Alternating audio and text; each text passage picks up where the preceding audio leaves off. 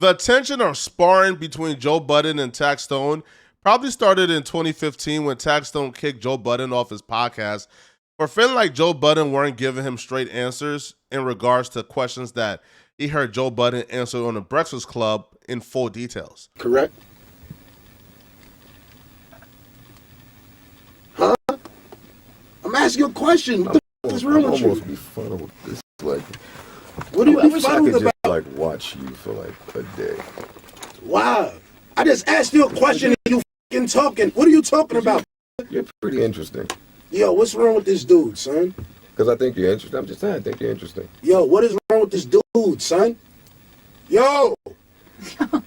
Why are you screaming in the mic? Because I asked you a question, man. What are you talking about, son? What's wrong with this dude? No. No, what? What is he talking about?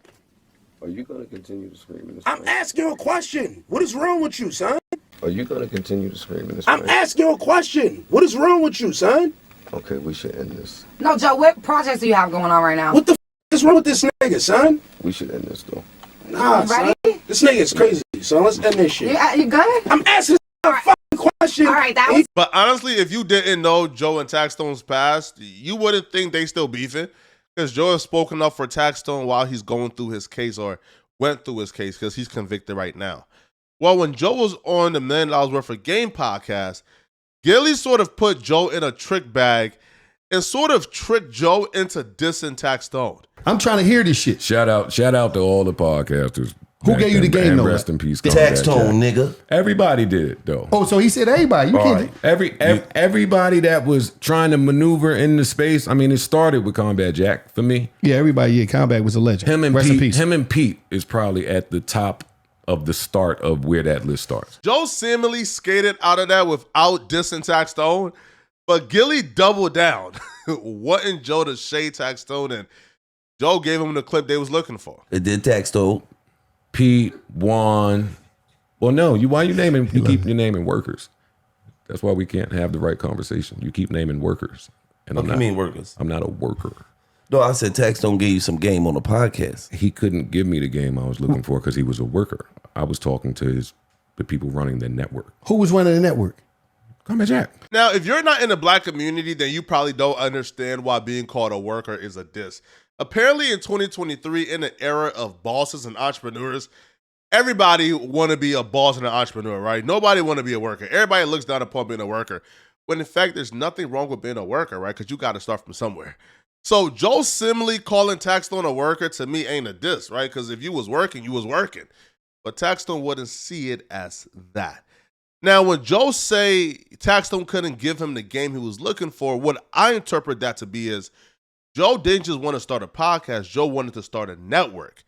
Combat Jack and Chris Monroe started the Loudspeakers Network. That was kind of like the first big podcast network. It had the Brilliant Idiots with Charlamagne the God and Andrew Schultz. It had The Read. It got a TK Kirkland podcast, the Taxstone podcast. So they were a network, a conglomerate. So Joe Budden wanted to learn the game from Combat Jack and Chris Monroe on how to start a network. Taxstone was a podcaster. He couldn't tell Joe how to start a network. So I didn't really see that as a diss. Now, Joe would follow that up by saying that him and Taxstone got no issue. As a matter of fact, they've been in functions together. What is the issue with you and Tax? None. Because no. The reason I say that because every time you say when Tax name get mentioned, you Sonny. That's not true. You That's try not to true. like you just got on him. Man, he was a worker. Like you just got on him. And so what is? But he was a worker. He was a worker. But was there ever a tension between y'all outside of the interview? There was never a tension outside of that interview, and I don't even really think that interview was tension. The cameras was on. We podding. Niggas is podding. Tax had spoken to me. Had people come up to the podcast. Asked of different things for support while he was in. I think I seen him the night before they snatched him in SOBs. Like, me and Tax kicked it. Joe said, yo, me and Taxstone cool. And Joe didn't think that he said anything during the podcast that could come off as an insult towards Tax. He said he loves Tax. Well, Tax didn't take it that way. Because Tax would take to Twitter to essentially go in on Joe. Weird-eyed Jersey Ninja Joseph the Boss versus the worker Tax. The platinum rapper versus the street guy. The guy who jerks his dog off versus the guy who the dog.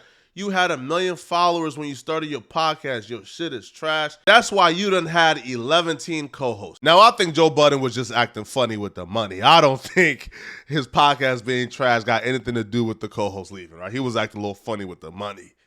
All right, now Taxstone even shared this poll from MTV in 2016 where MTV did a poll for, who's the best new up-and-coming podcast? And Taxstone scored higher than Joe Budden podcast. At that time was named, I'll name this podcast later.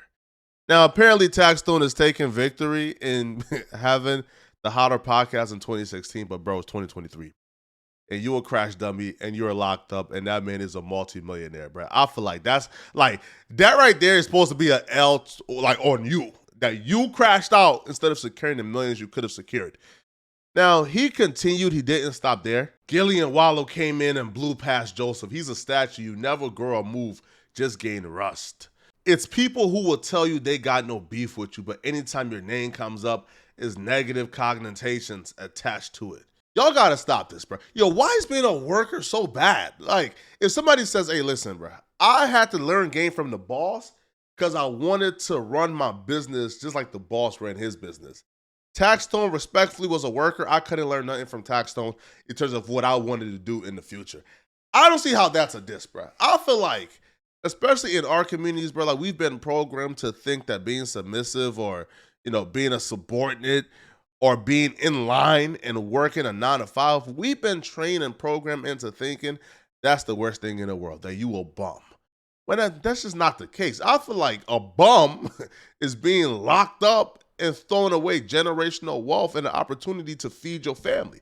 I feel like that's being a bum. All right? I don't feel like being a worker is a bum, but Taxstone apparently do. All right, y'all let me know in the comment section, man, what y'all think, right? Y'all think Joe was dissing Taxstone or is Taxstone being too sensitive? But before y'all leave, man, click on the video somewhere on my screen, man, to find out how the Bishop Sycamore coach just got exposed for scamming his own kids. I'm going to see you guys in this video somewhere on my screen, all right? I'm out of here, folks. Peace.